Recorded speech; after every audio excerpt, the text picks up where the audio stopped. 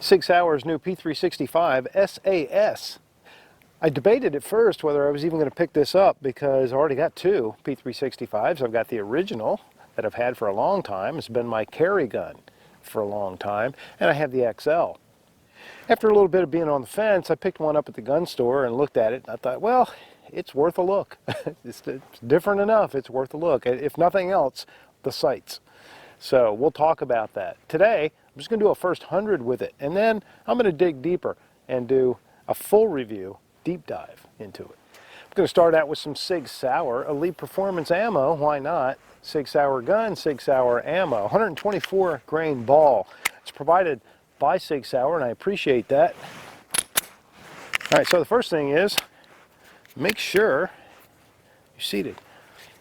So some of the things I'm going to talk about, I'll talk in detail when I do the deep dive full review, but during the first 100 I'm going to obviously talk about some of the things, some of the control differences, and almost certainly the sights. And one of the things I'm very curious about personally is whether this porting in the barrel is going to make any difference in recoil. Now, to really get a feel for that, that's going to require a bit of a head-to-head. That'll be part of the deep dive. All right, very first shots. Such an interesting sight picture.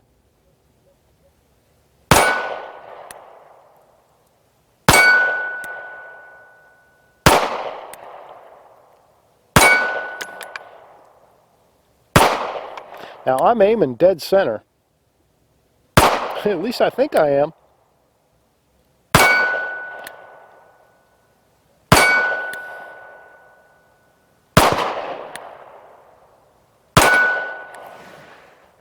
So, first 10 rounds, obviously going high left. So, I'm shooting at the, they're going to about the 11 o'clock spot, which is interesting. Now, here's the question. How do you adjust these sights? Because this is not a traditional sight. How do you adjust it? I feel confused. There's got to be a way, right? Got to be a way. I don't want to compensate, but I don't want to throw my shots off the target either. So I'm going to hold over to the right.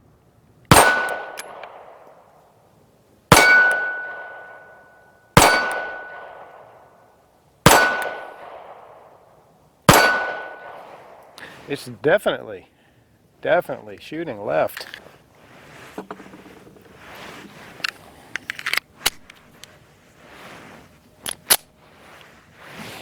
All right, I'm going to go for like the bottom right of that target.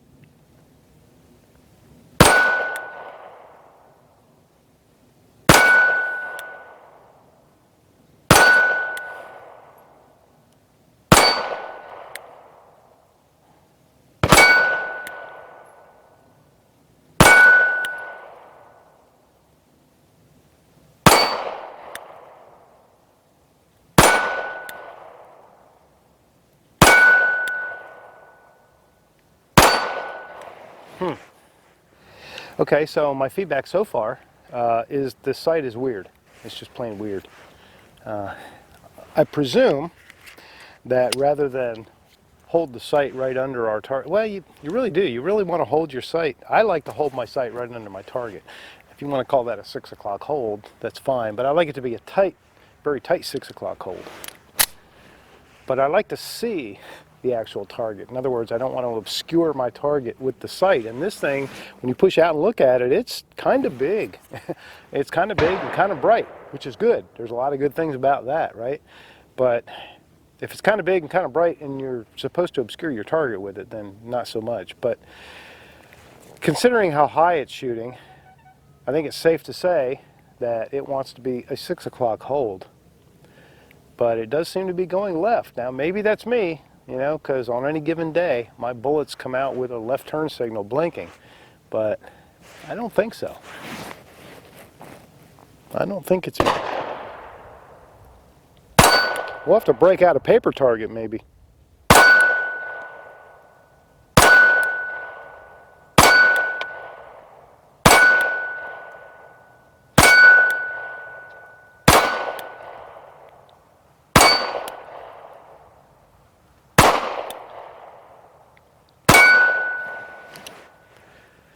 It's shooting enough left that I'm missing the target quite a bit.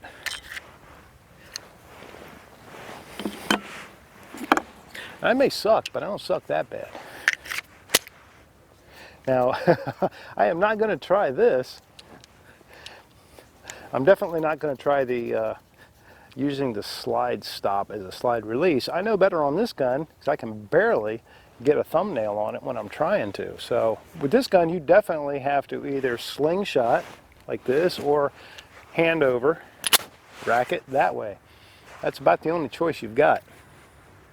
It's a very interesting sight. I can't tell if the ported barrel is reducing recoil or muzzle rise. Maybe a little bit, but I can tell you, I think it makes it a lot louder. There's definitely more of a concussion.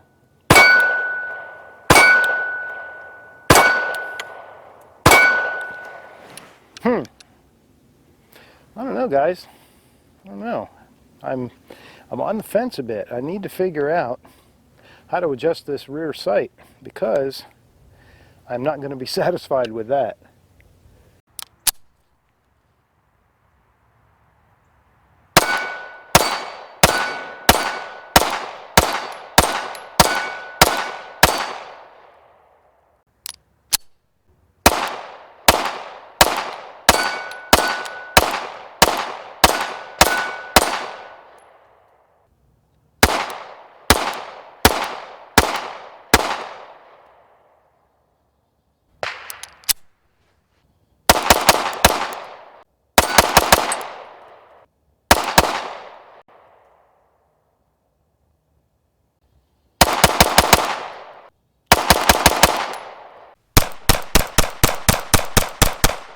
All right, let me see if I can get a better feel for just where this thing is hitting versus where the sights are set.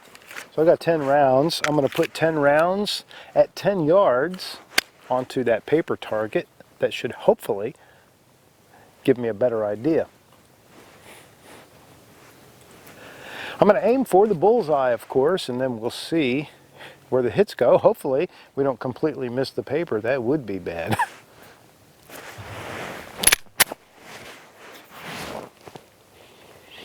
Okay. I will tell you, with the sun directly behind me now on a winter's day, the sight is harder to see than it is in darkness.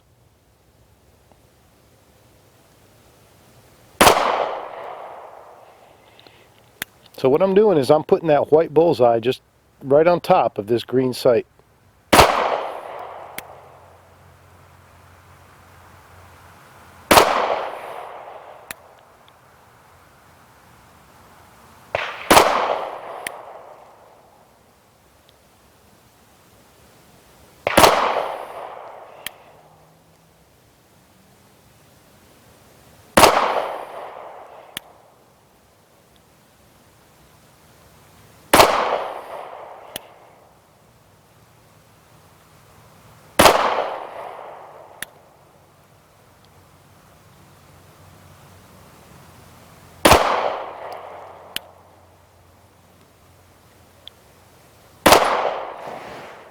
Well, it looks like it's pushing them pretty consistently left. It looks like the elevation may not be bad.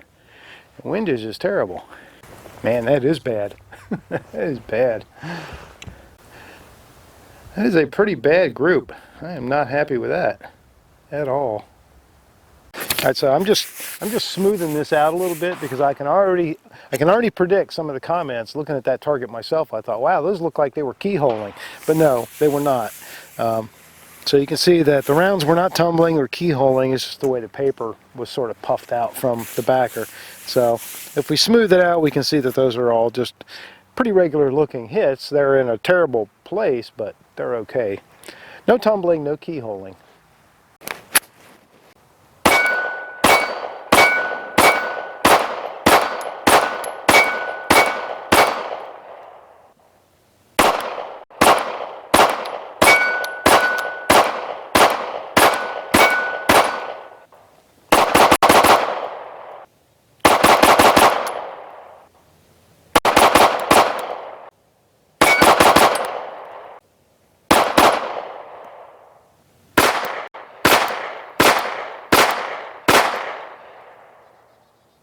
Okay, so I've shot well over 100 rounds. We can call that a first 100. What I haven't done yet is use the 15 round magazine, so I'm going to do that. I'm going to finish up with those 15 rounds, so here are my thoughts so far. First 100 plus, somewhere between 100 and 200 rounds. The sight is different. I haven't decided yet whether I like it or don't like it. I like the innovation. I like the I like the courage to do something that drastically different. I know it's been done before, but for SIG to do it on a P365 really puts it more in the mainstream than it has been in the past, that type of sight design. However, what I'm not happy about is the fact that it seems to be very far off in terms of windage. So if you're going to do a sight like this and make it difficult, if not impossible, for the users to adjust, it better be dead on. So I'm going to have to do my research and adjust it. I know, RTFM, right? Well, I'm going to go home and RTFM. But I'll figure out how to adjust it. I'll do that before we get into the deep dive, full review of the gun. I can't tell if the porting out front really keeps the muzzle any leveler when you're shooting. I would have to do head-to-head with the regular P365, which I will do for sure, in order to try and assess that. It does make the gun louder, I think. Again, that would be a comparison topic, but I think it does make the gun slightly louder to the shooter and poor slobs that are standing on either side. I did have one magazine on 2 different occasions that did not lock the slide back. So let's finish up with this 15 rounds. Make sure the 15 round magazine functions nice in it.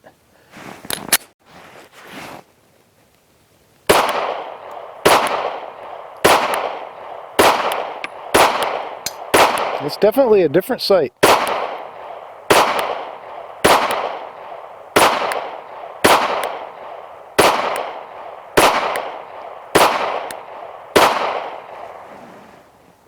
Definitely a different sight. That's going to take a little getting used to. So after an interesting first 100 at the range, here are my wrap-up thoughts initially on the P365 SAS. So I'm definitely going to work with this one again soon. I want to learn more about it, and I want to compare it not only to its twin, the P365 non-SAS, but also a couple of competitors in the market, and see how it stacks up that way.